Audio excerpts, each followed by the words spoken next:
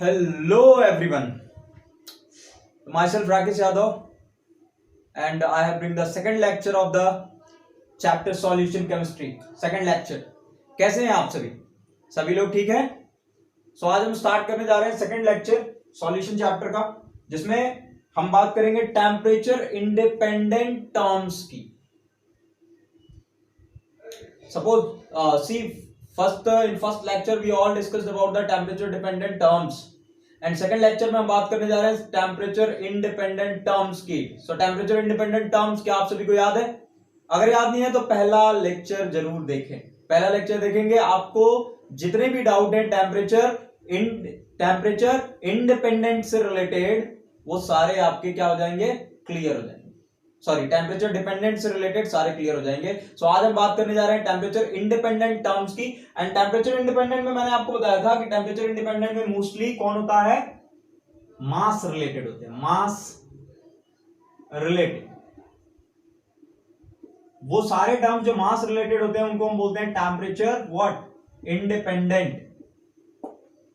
Temperature independent जो कि temperature पे डिपेंड नहीं करते. ठीक है.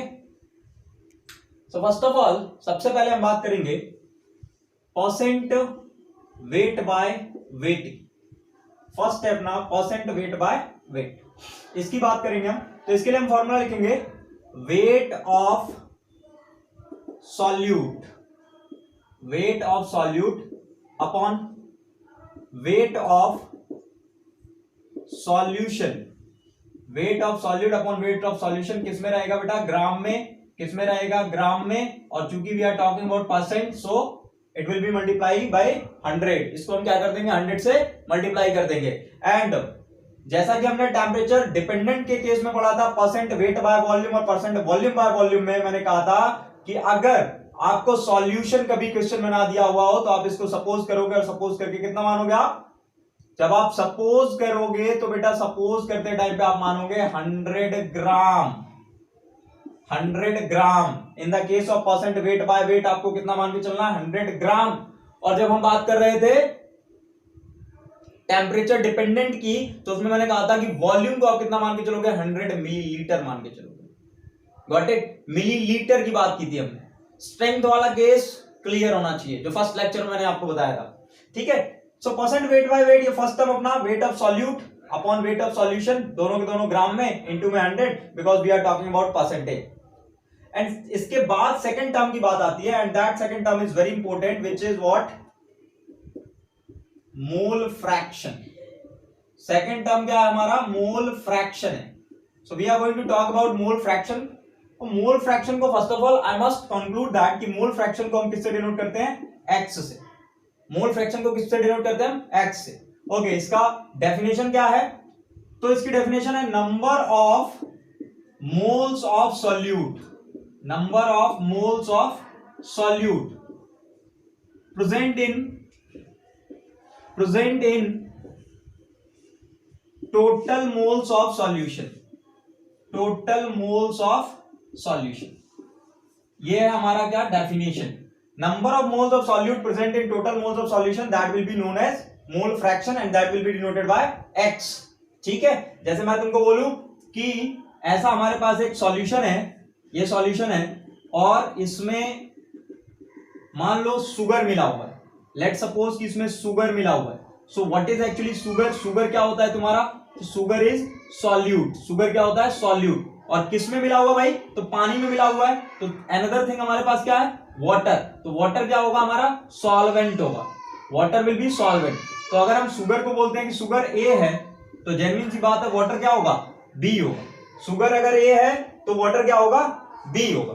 ठीक है. तो अब अगर हमसे कहता है कि मोल फ्रैक्शन ए का निकालो, अगर हमसे बोलता है कि मोल फ्रैक्शन ए का निकालो तो आप मोल फ्रैक्शन ए का कैसे निकालोगे. आई मीन अगर आपसे कहता है कि मोल फ्रैक्शन आप सॉल्यूट का निकालो, सॉल्यूट यहाँ कौन है, शुगर, तो तुमसे कहे कि मोल फ्रैक्शन शुगर का निकालो या फिर मोल फ्रैक्शन वाटर का निकालो. So what is the formula we have, क्या फार्मूला हमारे पास होने वाला है मोल फ्रैक्शन का. So look it, X. अब अगर हम सॉल्यूट की बात कर रहे हैं तो सब्सक्रिप्ट में लिखेंगे ए, एक्स ए.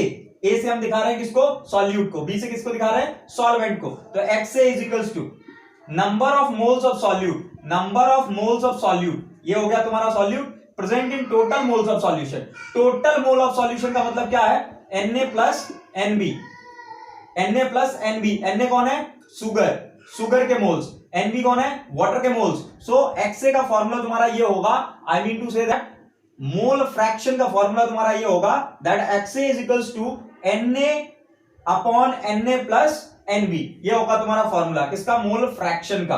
किसके लिए? सुगर के लिए। अब अगर सेम थिंग मैं कहूं कि वाटर के लिए क्या होगा मोल फ्रैक्शन का formula, then you will write XB is equals to NB upon Na plus NB, always compared from the total moles present inside the solution. तो टोटल मोल्स किसका होगा भाई? कुछ तो सुगर का है और कुछ वाटर का है। सुगर का है और किसका है? वाटर का है। टोटल मोल्स सुगर और वाटर के, that is why we are going to add Na plus NB। यहां पर दोनों को हम क्या कर रहे हैं? ऐड कर रहे हैं, ठीक है। सो this is what the formula of mole fraction you have. ये तुम्हारा मोल फ्रैक्शन का फॉर्मूला है। आई एम रिपीटिंग अगेन बच्चों, मोल fraction is denoted bye x, ठीक है। डेफिनेशन क्या है? Number of moles of solute, कितने मोल सॉल्यूट के मौजूद हैं टोटल मोल्स में से। टोटल मोल जो मौजूद है सॉल्यूशन के अंदर, उस टोटल मोल में सॉल्यूट के कितने मोल्स हैं या फिर सॉल्वेंट के कितने मोल्स हैं, that is what called mole fraction of solute और मोल फ्रैक्शन ऑफ सॉल्वेंट। उसी को हम क्या बोलेंगे? मोल फ्रैक्शन या तो सॉल्यूट का या फिर मोल फ्रैक्शन सॉल्वेंट का। If we are talking for solute, तो सॉल्यूट के लिए हम ये लिखेंगे, और अगर हम बात कर रहे हैं सॉल्वेंट की, तो सॉल्वेंट के लिए लिखेंगे, बिकॉज बी क्या है? वाटर। वाटर क्या है? सॉल्वेंट है। सुगर क्या है?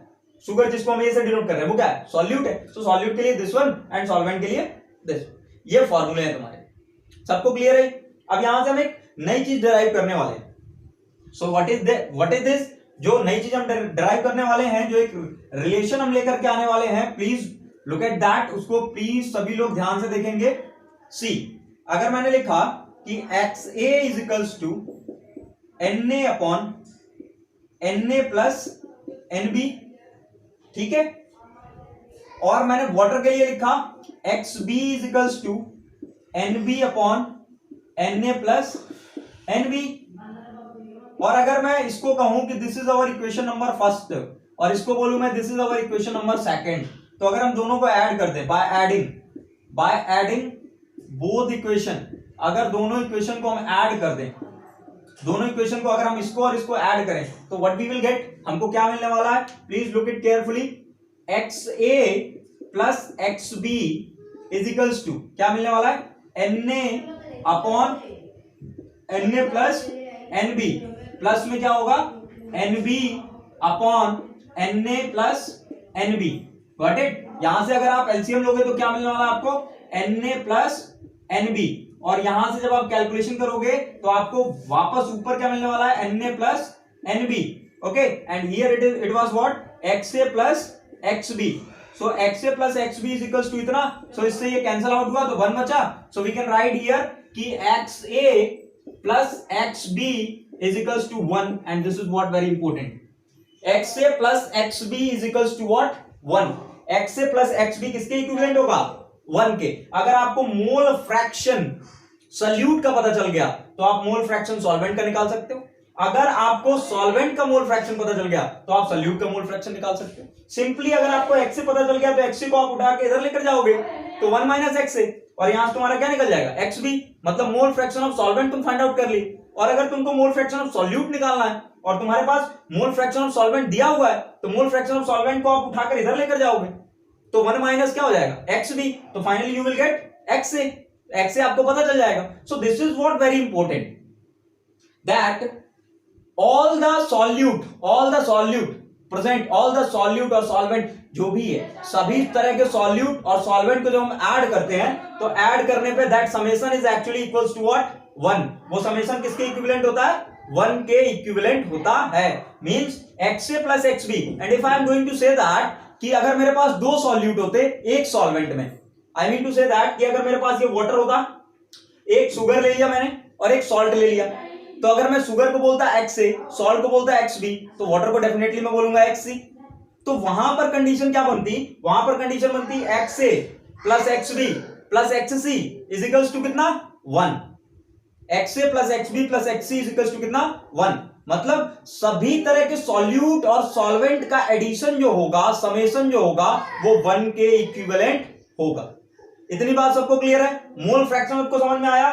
प्लीज टेक द स्क्रीनशॉट ले लो मोल फ्रैक्शन का, and we are going to move towards the next term of temperature independent which is generally called molality, जिसको हम क्या बोलते हैं? मोलैलिटी। सो रफ कर रहा हूं मैं, और we are going to talk about molality. Molality किसको बोलते हैं? Look, never be confused in molality and molarity. See, molarity is actually temperature dependent term and molality is actually temperature independent term.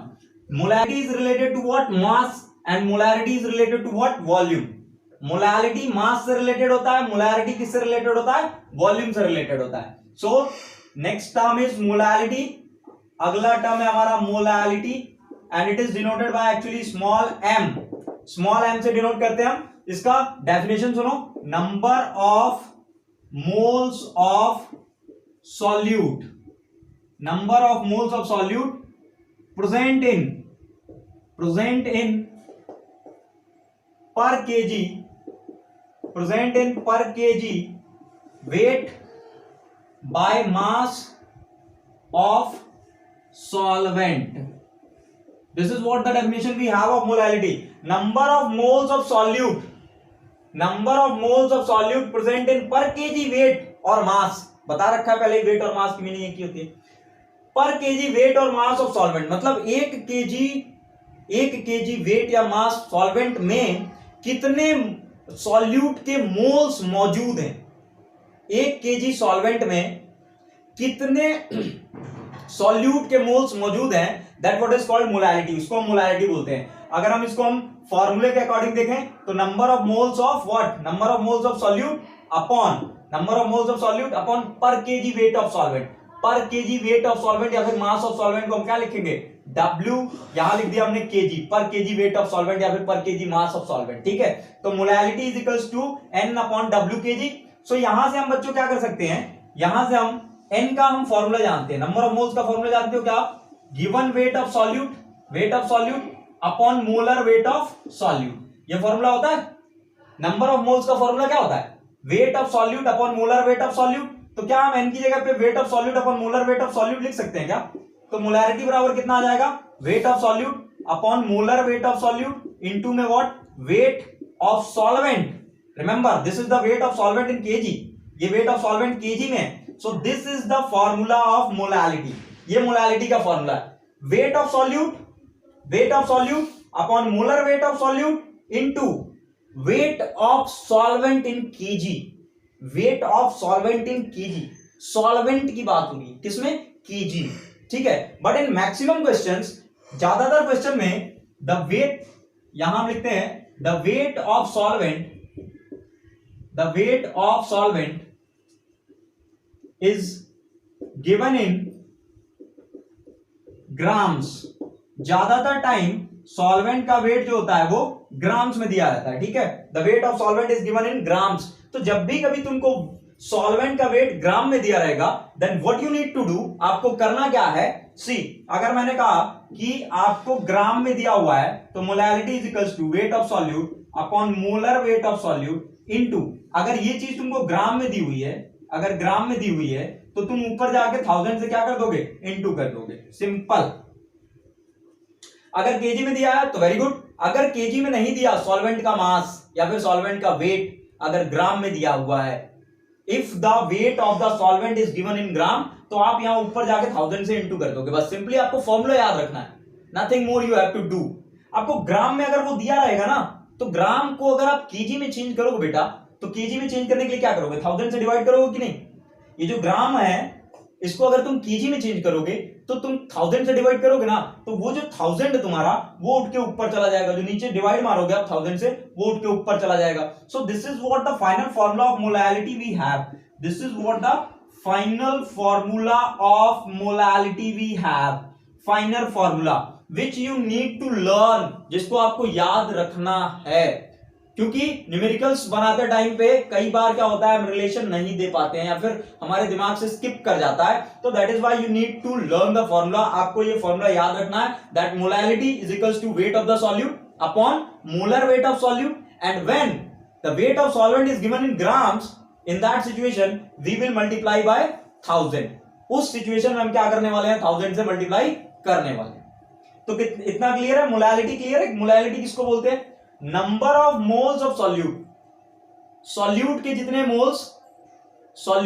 Moles per KG solvent में, पर KG mass of solvent, पर KG weight of solvent में solute के जितने moles मौजूद होंगे उसी को हम बोलते हैं molality. Molality is denoted by small m। Molality को हम स्मॉल m से डिनोट करते हैं। So molality is equals to number of moles of solute upon weight of solvent in k g. ठीक है, number of moles of solute का formula क्या है? Weight of solute upon molar weight of solute. अब weight of solute upon molar weight of solute को हमने क्या किया, n की जगह पे रखा, तो ये पाया। अब अगर हमने कहा कि क्वेश्चन में अगर ग्राम में दिया हुआ है सॉल्वेंट का वेट जो है वो ग्राम में दिया हुआ है, तो उसको हमको क्या करना होगा, केजी में चेंज करना होगा। तो टू चेंज इन केजी हम क्या करेंगे, यहां पर 1000 से इंटू करेंगे and this will become our final formula. And if the weight of the solvent is given in already in KG, in that situation that will be our final formula. So these two formulas you have to learn. ये दो formula आपको याद रखने हैं किसके case में, molality के case में। क्लियर है? अब सभी लोग स्क्रीनशॉट ले लो। ओके, रफ कर रहा हूं मैं अब। तो मोलैलिटी केस समझ में आया। And now the important one is relation between molality and mole fraction. Mole fraction और मोलैलिटी के बीच में क्या रिलेशन है, ये पढ़ना ज्यादा इंपॉर्टेंट है। Look, molality and mole fraction both are temperature independent terms. Molality and mole fraction दोनों टेम्परेचर इंडिपेंडेंट टर्म्स होते हैं। और टेम्परेचर इंडिपेंडेंट टर्म्स होने की वजह से अगर जब भी हम इसमें रिलेशन एस्टैब्लिश करेंगे तो हम density is equals to mass upon volume से कोई रिलेशन नहीं लेकर आने वाले। क्यों नहीं लेकर आने वाले हम? तो जेन्युइन सी बात है, हमको पता है भाई कि दोनों के दोनों सेम टेम्परेचर इंडिपेंडेंट है ना, तो मास बाय वॉल्यूम का कोई रिलेशन नहीं है, सिंपल सी बात है। तो अब हम बात करने वाले हैं रिलेशन बिटवीन मोल फ्रैक्शन। अब हम बात करने वाले हैं relation between mole fraction and molality. Mole fraction और मोलैलिटी के बीच का रिलेशन हम पता करने वाले हैं कि मोल फ्रैक्शन और मोलैलिटी के बीच में क्या रिलेशन होता है। So most of the times क्या होगा, हम एक फॉर्मूला लिख देंगे, उस फॉर्मूले को जनरली बच्चे क्या करते हैं, याद कर लेते हैं, रट लेते हैं, ठीक है। बट अब यहां पर जो है मैक्सिमम जो किताबों में समझाया गया है वो एक क्या है कि हम एक न्यूमेरिकल से ज्यादा बेहतर तरीके से समझ सकते हैं। With the help of a numerical we can understand much better what is the relationship between mole fraction and molality. ठीक है, तो मैं लिख देता हूं आप लोगों के सामने वो क्या बोलते हैं, न्यूमेरिकल लिख देता हूं। सपोज कर लो ये न्यूमेरिकल तुमको दिया हुआ है, ए सॉल्यूशन इज फॉर्म्ड बाय, एक सॉल्यूशन है formed by A and B, एक सॉल्यूशन A और B से मिलकर बना है। if the mole fraction, अगर mole fraction, if the mole fraction of A is 0.2, अगर मोल फ्रैक्शन A का 0.2 है, then find the molality of the solution. तो आपको क्या पता करना है, मोलैलिटी पता करना है। लुक एट द न्यूमेरिकल, एक सॉल्यूशन है जो ए और बी से मिलकर बना है, अगर मोल फ्रैक्शन ए का दिया हुआ है 0.2 तो मोलैलिटी पता करना है। बेटा मोल फ्रैक्शन आपको गिवन है, रिमेंबर मोल फ्रैक्शन गिवन है और मोलैलिटी पूछ रहा है, इसका मतलब कोई ना कोई रिलेशन इनके बीच में क्या होने वाला है, निकलने वाला है। मोल फ्रैक्शन और मोलैलिटी के बीच में कोई रिलेशन निकलने वाला है, तो इसको हम सॉल्व करने की कोशिश करेंगे और इसी की मदद से हम एक नया फॉर्मूला जनरेट करेंगे मोल फ्रैक्शन और मोलैलिटी के बीच में। ठीक है, तो ठीक है, मोल फ्रैक्शन तुमको किसका दिया हुआ है, ए का दिया हुआ है, तो हम फॉर्मूला लिखते हैं एक्स से, mole fraction is equals to Na upon Na plus Nb। ठीक है, Na upon Na plus Nb। अब बेटा मोल फ्रैक्शन तुमको दिया हुआ है कितना, 0.2, तो यहां लिख देंगे 0.2 is equals to Na upon Na plus Nb। एक बात याद रहे, टोटल मोल्स का जो समेशन होता है किसी सॉल्यूशन के अंदर वो किसके इक्विवेलेंट होता है, 1 के इक्विवेलेंट होता है। तो Na plus Nb is equals to कितना हो जाएगा, 1 हो जाएगा। तो इस Na प्लस Nb की जगह पे हम कितना उठा कर रख देंगे, 1। तो Na की वैल्यू कितनी आ गई तुम्हारी, Na की वैल्यू आ गई तुम्हारी 1। ये Na आ गया तुम्हारा, सॉरी Na की वैल्यू आ गई तुम्हारी 0.2। Na की वैल्यू कितनी आ गई तुम्हारी 0.2। तो Na निकाल लिया तुमने, ये फाइंड आउट द Na पता कर लिया, ठीक है। अब आपने Na निकाल दिया और आपको क्या पूछा था उसने, मोलैलिटी, किसका पूछा था, सॉल्यूशन की मोलैलिटी पूछी थी, ठीक है। अब आगे बढ़ते हैं, नीचे लिखता हूं। तो Na तुमने निकाल लिया। अब Na के बाद से देखो नंबर ऑफ मोल्स तुमने निकाल लिए। तो नंबर ऑफ मोल्स अगर आपने निकाले तो नंबर ऑफ मोल्स का फॉर्मूला क्या होता है, number of moles is equals to weight of solute upon molar weight of solute, molar weight of solute. This is the formula you have. ये formula होता है तुम्हारे पास, ये फॉर्मूला है तुम्हारे पास, weight of solute upon molar weight of solute, ठीक है। इतना हमको पता चल गया। अच्छा, एक और चीज जो हमसे स्किप हो रही थी, वो दूसरी चीज ये है कि अगर हमसे कहा जाए कि हमने Na निकाल लिया तो यहां से हम NB भी तो निकाल सकते हैं, NB। तो हमने इस फॉर्मूले से क्या किया कि Na की वैल्यू रखी कितनी थी 0.2 और NB यहां छोड़ा हमने, NB इज इक्वल्स टू 1, ठीक है। तो NB हमारा कितना आएगा, NB is equals to 1 minus 0.2। तो NB कितना आ गया, NB is equals to 0.8। NB तुम्हारा कितना आ गया, 0.8 आ गया। चलो ठीक है, अब तुमने NB भी निकाल लिया, you find out the NB। अब अगर आपने NB निकाल ही लिया है और मैं कहूं कि B जो है तुम्हारा, B मान लो A जो है तुम्हारा A, जैसे मैंने ये एक सॉल्यूशन दिखाया, इसमें मैंने कहा कि A जो है इज शुगर, मैंने कहा A जो है वो शुगर है या फिर ग्लूकोज है, और B जो है तुम्हारा दैट इज B जो है तुम्हारा B, ये B क्या है तुम्हारा, ये वाटर है। B क्या है, वाटर है। B क्या है, वाटर है, ठीक है। तो NB तो तुमने निकाल रखा है बेटा। तो NB का अगर आप फॉर्मूला लिखोगे यहां तो NB is equals to weight of solute upon molar weight of solute या फिर molar weight of solvent. NB क्या है, सॉल्वेंट है, तो weight of solvent upon molar weight of solvent. NB की वैल्यू कितनी आई थी 0.8, तो 0.8 is equals to weight of solvent upon molar weight of solvent. तो मोलर वेट कौन है तुम्हारा, मोलर वेट सॉल्वेंट का, सॉल्वेंट कौन है तुम्हारा, पानी, H2O। तो पानी का मोलर वेट कितना होता है 18 ग्राम पर मोल, 18 ग्राम पर मोल होता है पानी का मोलर वेट, पानी का मोलर वेट 18 ग्राम पर मोल होता है। तो यहां हमने लिख दिया 18 ग्राम पर मोल, ऐसे लिख सकते हैं हम, can be right like that, ऐसे लिख सकते हैं, बिल्कुल लिख सकते हैं। अब यहां से हम इसको उठा करके इधर लेकर के जाएंगे तो क्या हमको मिलने वाला है, weight of solvent is equals to 0.8 into 18। तो ये किसमें आने वाला है बेटा, ग्राम में आने वाला है, ठीक है, ये ग्राम में आने वाला है। ये पर मोल और यहां पर मोल था, तो पर मोल से मोल कैंसिल हो जाएगा तो ग्राम बचेगा। तो 0.8 इंटू 18 ग्राम। तो ये किसका आया तुम्हारे पास, किसका है, सॉल्वेंट का है, सॉल्वेंट का। यहां मैं लिख देता हूं छोटा सा H2O, water, wait of solvent या फिर I mean to say that weight of water, ठीक है। वाटर का इतना आ गया तुम्हारा 0.8 इंटू 18 ग्राम, इतना निकाल लिया तुमने, ठीक है। इसको हम रफ करते हैं कुछ देर के लिए।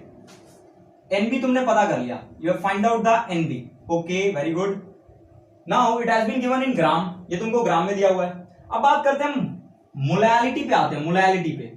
तो मोलैलिटी का फॉर्मूला क्या था, small m is equals to number of moles of solute, I mean to say that Na upon, I mean to say that Na upon weight of solvent in kg। ये formula था तुम्हारा, weight of solvent in kg। तो number of moles of solute को क्या लिखा था आपने, number of moles of solute को क्या लिखा था आपने, number of moles of solute को आपने लिखा था wait of solute, wait of solute, या फिर आप सिंपली यहां पर लिखो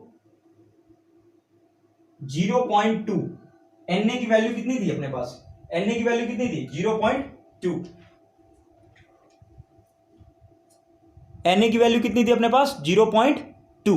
तो 0.2 जो तुम्हारे पास वैल्यू थी वो उठा करके तुमने रख दी मोलैलिटी वाले फॉर्मूले में। और weight of solvent in kg, wait of solvent in kg, तो बेटा ये जो wait of solvent in kg दिया हुआ है ये किसमें दिया हुआ है तुमको, ग्राम में दिया हुआ ना। Look, wait of solvent, weight of solvent, weight of H2O किसमें दिया हुआ है, ग्राम में दिया हुआ है। तो आप यहां पे लिखोगे 0.8 इंटू 18। अब ग्राम में दिया हुआ है तो ग्राम में देने की कंडीशन में हमने क्या किया था, 1000 से इंटू किया था ऊपर में। जब ग्राम की बात आई थी, I mean to say that ये ग्राम में है बेटा, तो जब ग्राम में था तो हम इसको केजी में डिवाइड करते, 1000 से डिवाइड मारते। केजी में अगर हम इसको कन्वर्ट करते, ग्राम को केजी में कन्वर्ट करते तो 1000 से डिवाइड मारते, तो ये 1000 ऊपर पहुंच गया, ठीक है। अब आप इसको कैसे लिख सकते हो, m इज इक्वल्स टू 0.2 लिख सकते हो इंटू 1000 लिख सकते हो, जैसा लिखा हुआ है वैसा ही लिख रहा हूं। और ये जो है 0.8 को आप कैसे लिख सकते हो, 0.8 को आप लिख सकते हो 1 माइनस 0.2 लिख सकते हो क्या, 1 माइनस 0.2 कितना आएगा, 0.8 ही आएगा। 1 माइनस 0.2 इंटू गॉट 18 ग्राम।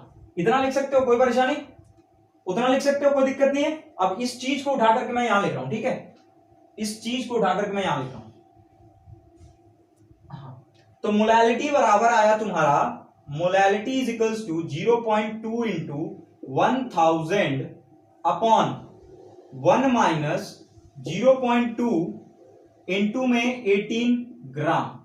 अब तुम कंपेयर करो, अब कंपेयर करो, कंपेयर कैसे करेंगे, देखो 0.2 क्या था तुम्हारा, 0.2 क्या है तुम्हारा, Na है कि नहीं, 0.2 Na ही है ना। तो यहां हम लिख सकते हैं molality is equals to Na लिख सकते हैं क्या, इंटू में 1000 लिख सकते हैं क्या, अपॉन 1 माइनस 0.2, 1 का 1 लिखा, माइनस 0.2 की जगह पे क्या लिख सकते हो आप, Na लिख सकते हो, 1 माइनस Na, ठीक है, 1 माइनस Na इंटू में, अब ये देखो क्या है, 18 ग्राम है। 18 ग्राम क्या था, 18 ग्राम क्या था, वाटर का वेट था। 18 ग्राम पर मोल क्या था, वाटर का वेट था। तो हम यहां लिख सकते हैं wait of solvent, weight of solvent इन किस में, ग्राम में। सो यहां से देखो तुमको एक मोलैलिटी के बीच में क्या मिलने वाला है, एक रिलेशन मिलने वाला है तुमको, मोलैलिटी और किसके बीच में, मोलैलिटी और तुमको किसके बीच में रिलेशन मिलने वाला है, you are going to have a relation between molality and mole fraction, mole fraction और मोलैलिटी के बीच में तुमको रिलेशन मिलने वाला है। Look, molality is equals to Na, molality बराबर कितना आया तुम्हारा, Na आया, ठीक है। अब मोलैलिटी बराबर तुमने Na निकाल लिया, मोलैलिटी बराबर मोलैलिटी बराबर Na into 1000, 1 minus Na into weight of solvent in KG. अब एक और चीज आप ध्यान से देखो, क्या देखना है आपको, that molality is equals to Na जो 0.2 आया था वो एक्चुअली क्या है, x से 0.2 तुमको दिया हुआ था कि नहीं, x से 0.2 ही दिया हुआ था।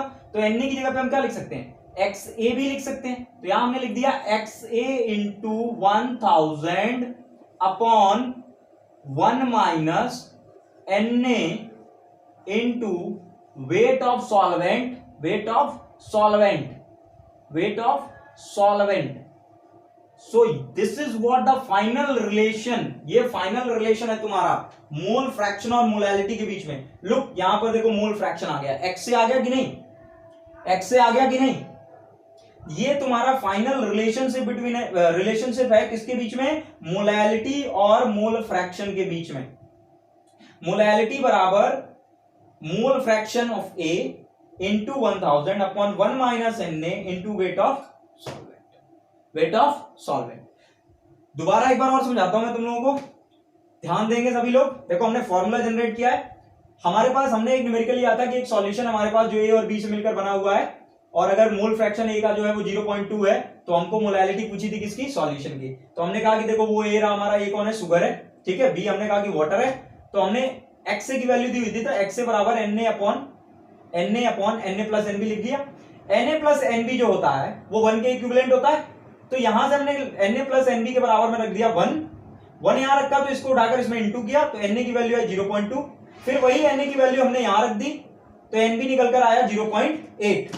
जब NB 0.8 आ गया तो हमने कहा कि NB जो होगा, मतलब number of moles of solvent जो होंगे, that will be equals to weight of the solvent upon molar weight of solvent, weight of solvent upon molar weight of solvent.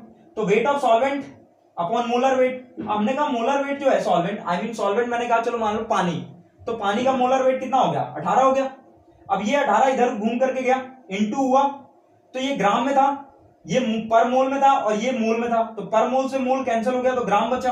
तो weight of solvent I mean wait of water कितना हो गया, 0.8 into 18 ग्राम हो गया। अब जब ये value आ गई तो हमने कहा कि मोलैलिटी में अब रिलेशन लेकर आते हैं। तो मोलैलिटी का फॉर्मूला क्या था अपना, मोलैलिटी बराबर number of moles of solute या सॉल्वेंट जिसका भी है, upon weight of solvent in k g. तो number of moles of solute 0.2 और weight of solvent in k g तो 0.8 इंटू 18, लेकिन यहां तो केजी बोल रहा है, यहां तो ग्राम है, तो कोई बात नहीं, ग्राम है तो इसको हमने केजी में कन्वर्ट किया, तो यहां 1000 से इंटू हो गया, जैसा कि हम पहले जानते थे। तो मोलैलिटी बराबर 0.2 इंटू 1000 अपॉन 0.8 को मैंने लिखा 1 माइनस 0.2 इंटू 18 ग्राम, इतना आ गया। अब ये वैल्यू, ये चीज उठाकर मैंने यहां रखी, तो मैंने लिखा सेम चीज लिखा है यहाँ पर, सेम चीज जो वहां लिखा है वही सेम चीज यहाँ लिखा है। तो मोलैलिटी बराबर 0.2 Na की इक्विवेलेंट है, तो Na लिख दिया इंटू 1000 अपॉन 1 माइनस 0.2 फिर से Na की इक्विवेलेंट है इंटू वेट ऑफ 18 ग्राम किसका है, वेट ऑफ सॉल्वेंट है, वेट ऑफ सॉल्वेंट का ही है ना, वेट ऑफ सॉल्वेंट 18 ग्राम। या फिर आप एक सिंपल सी बात लिखो, यहां पर लिखो आप वेट ऑफ सॉल्वेंट ना लिख करके लिखो मोलर वेट लिख लो बेटा, ज्यादा सही रहेगा। Molar weight of solvent, molar weight of solvent. यहां से थोड़ा बहुत कंफ्यूज हो सकते हैं आप, इसीलिए इसको हटा करके पूरा molar weight of solvent. Solvent का क्या है, ये मोलर वेट है। 18 ग्राम क्या था, जो सॉल्वेंट है पानी तुम्हारा, उसका मोलर वेट ही तो है, पानी जो है तुम्हारा सॉल्वेंट उसका मोलर वेट है 18 ग्राम। तो यहां 18 ग्राम था तो उसकी जगह मैंने लिख दिया molar weight of solvent, I mean molar weight of पानी। ठीक है, अब यहां Na जो है वो 0.2 के इक्विवेलेंट है और Xa जो था क्वेश्चन में जो था वो भी तो 0.2 के इक्विवेलेंट था, तो Na की जगह पे मैंने उठाकर रख दिया Xa, Na की जगह पर Xa। तो molality is equals to Xa into 1000 upon 1 minus Na into molar weight of solvent. This is the final relationship between molality and the mole fraction. Molality और मोल फ्रैक्शन के बीच में ये final relationship है which you need to learn और which you need to understand, जो आपको याद या तो याद करिए या फिर आप इसको चीज समझ लीजिए। इस फॉर्मूले को आप क्या कर लीजिए, याद कर लीजिए, जैसे याद कर सकते हैं वैसे याद कर लीजिए। इस फॉर्मूले को आप याद कर लीजिए, Xa into 1000 upon 1 minus Na into molar weight of solvent. इतना क्लियर है, सबको क्लियर है? अगर क्लियर हो तो प्लीज इसका जो है स्क्रीनशॉट ले लीजिए आप सभी लोग। क्लियर है तो प्लीज स्क्रीनशॉट ले लें। And the last but not least, least तो कुछ भी है नहीं बच्चों, केमिस्ट्री में लीस्ट नाम की कोई चीज है नहीं। पढ़ते जाओगे पढ़ते जाओगे पढ़ते जाओगे, कंफ्यूज होते जाओगे, बट फाइनली चीजें जब समझ में आएंगी तो बहुत मजा आएगा। जब आपको चीजें फील होने लगेंगी तो आपको बहुत मजा आएगा। रियलिटी में केमिस्ट्री बोरिंग नहीं है, जैसा कि लोग बोलते हैं कि केमिस्ट्री बहुत बोरिंग सब्जेक्ट है, but it is not actually, बहुत इंटरेस्टिंग सब्जेक्ट है, बहुत कॉन्सेप्चुअल है, बस आपको थोड़ा बहुत पढ़ने की जरूरत है। वो बच्चे लोग आजकल के बोलते हैं ना बहुत हार्ड, वो सब कुछ नहीं है बेटा, कुछ भी नहीं है, बहुत हार्ड नहीं है, ठीक है, बहुत ईजी है ये तो। So last we are going to discuss last point जो कि हमारा है fourth point, that is what, PPM parts per million, किसमें, वेट बाय वेट में।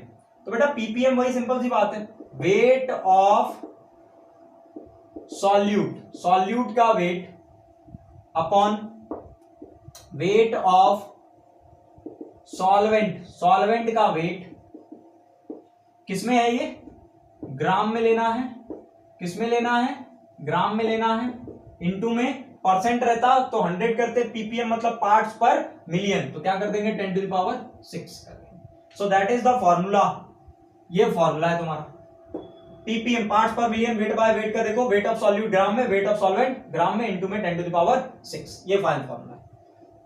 तो यहां पे खत्म होते हैं टेम्परेचर डिपेंडेंट और टेम्परेचर इंडिपेंडेंट टर्म्स। मुझे लगता है कि सभी लोग समझ गए होंगे, अगर नहीं समझे हैं तो प्लीज बार बार देख लें, आपको क्लियर हो जाएगा। वैसे भी 11th क्लास में हम इन सब के बारे में बातें कर चुके हैं, हम पढ़ चुके हैं इन सब चीजों के बारे में, तो मोस्टली मुझे लगता है कि बच्चों को क्लियर हो जाएगा, बस आपको थोड़ा बहुत फोकस करने की जरूरत है। सो नेक्स्ट वीडियो जो मैं लेकर आऊंगा उसमें हम न्यूमेरिकल्स करेंगे। न्यूमेरिकल्स किसके बेसिस पे होंगे, that will be on the basis of mole fraction, mole fraction पे होगा, मोलैलिटी पे होगा, mole fraction, molality, normality, normality, molarity.